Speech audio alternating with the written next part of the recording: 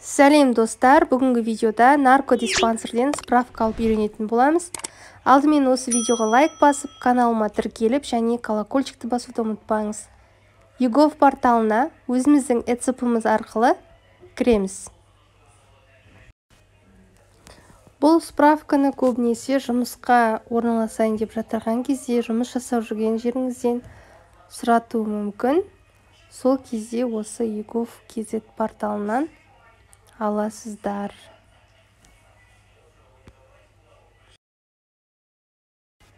Вход жасағаннан кейін здравоохранение деген кнопканы басамыз.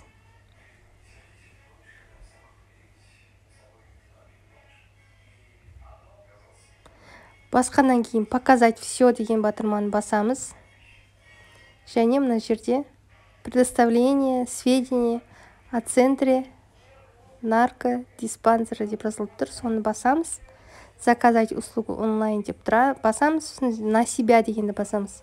Подписать и отправить справку дегенді басамыз. ECP кілтті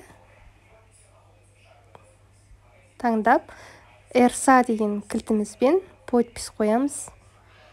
Бұл справка тез дайын болады. Осы подписті қойғаннан кейін уже сразу загрузка жасалғасын дайын болып тұрады. Соны уже скачать етіп алсаңыздар, немесе принтерден сразу шығарып алсаңыздар болады.